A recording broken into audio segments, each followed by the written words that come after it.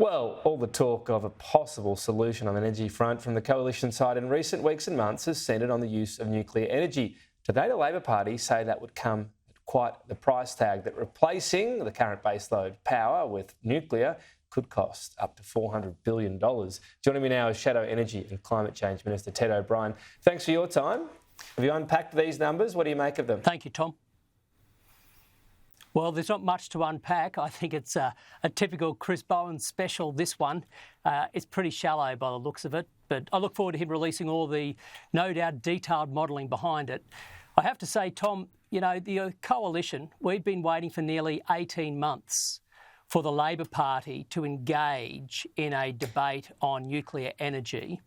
And so, at long last, they've stepped up and they want to have a proper discussion. What's more, I'm actually really excited because if they want to have the discussion about next generation nuclear energy in the context of economics and the impact on household power bills and business energy costs, then I'm excited because I know very well, based on the experience from overseas, zero emissions nuclear energy will win that debate hands down. So what do you put that down to? I mean, what megawatt hour cost do you attribute to small modular reactors? What would you put the cost at as a best estimate? Tom, when we release our policy, and we will, I'm happy to answer questions about what are the assumptions that we will be making. What we know today is the Labor Party has come out with what it costs. So if it were Labor that were to introduce nuclear energy, we know that they're looking at a capital cost of $387 billion. Now, that whopping big cost, on behalf of Chris Bowen, proves why you don't have Labor running these things. I mean, the last time Chris Bowen let's just get back to the question I asked you, though, because it's not a complicated one. Sure. It's not a complicated one. So what would you put the megawatt hour cost of small modular reactors? Let's say by the time maybe we get one, you know, if you win power and one's up and running by, say, 2030, what would you put the cost at? What's your best estimate? So I'm not going to give you a precise answer because it would be preempting Even our a policy, range? Tom. But nevertheless, let me give you an answer. What the experts have suggested is that it could be as low as $8,000, and the Gen Cost report puts it as high as $18,000. Now, if you wanted a range, well, there's a range, but I won't be preempting our policy with no sort of disrespect to you. What we know today is how Labor would do it, and in typical Labor style, they blow out the budget. So think about what Labor's assuming here. I mean, to be fair on what Labor's doing here, they're not saying here's our plan and here's what we're going to build. They're just, there's obviously, you can ascribe a political element to this, and that's fair enough. They're saying it'll cost a lot. Allow me this. Labor has put forward what it thinks the numbers are, right?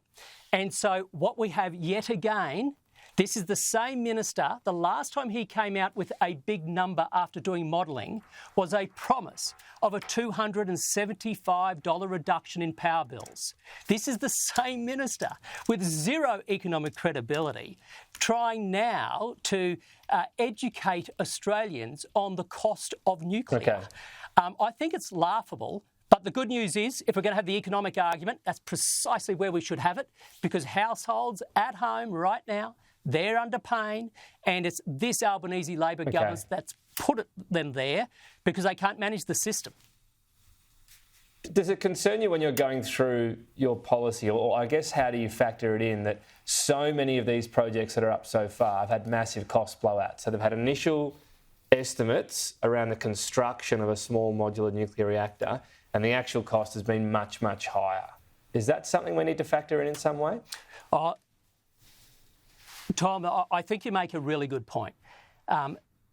What we need to do is to ensure that we have a comprehensive economic analysis on all of the above mix of technologies.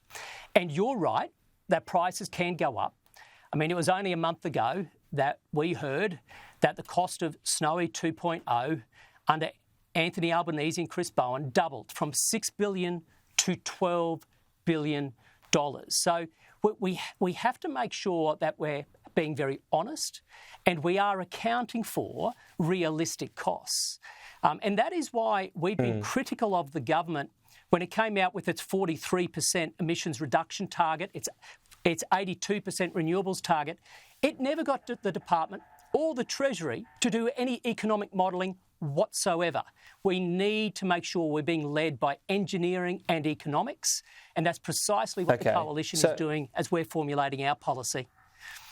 And so once that's done, I mean, are you entering this with a genuinely open mind, and you might come up with something that has a few modular reactors around the country, but more in other areas are actually going to be more expensive, so renewables will do the job there. Is that how you're approaching this, if it's a purely economic mindset, that you'll come up with a document that will say, if we use more renewables, it would have been expensive, and this is why we're using this energy here, and so on?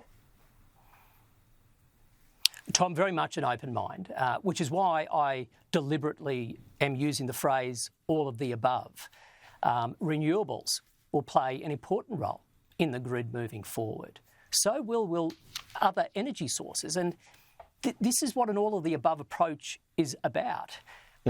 We have to stop as a nation taking this ideological approach that Labor is, that suddenly technologies are pitted against each other. No, I mean, ideology doesn't bring electrons to the grid. It doesn't keep the lights on. It doesn't keep the prices down. But engineering does, and economics does. And so I'm excited that at least Labor now want to talk about zero emissions nuclear energy, and let's make it about the economic case and the impact on households. All right, well, look forward to going through those numbers. When do you think you'll have that? Plenty of time before the election? It won't be a sort of during the campaign announcement, given the complexity we're talking about here? Oh, there's certainly complexity. There's no doubt about that, Tom, which is why our priority is to get it right, and we're taking the time to get it right. It'll certainly be released in plenty of time for a proper discussion. What does that mean, though? Well before the election campaign, not just dropped during it in the sort of maelstrom of debate? Well, if you know when Anthony Albanese is going to call the election, let us know, and I'll give you a definitive answer in response. But what I can tell you, Tom, is the coalition's been completely upfront with the Australian public from the get-go that we are considering zero emissions nuclear energy as part of a balanced future energy mix. We will continue to be transparent, but we will call out Labor and Chris Bowen for the laughable figures that he produces.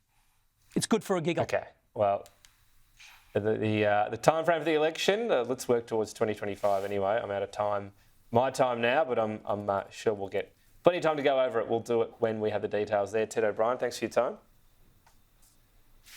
Thank you very much, Tom. All the best.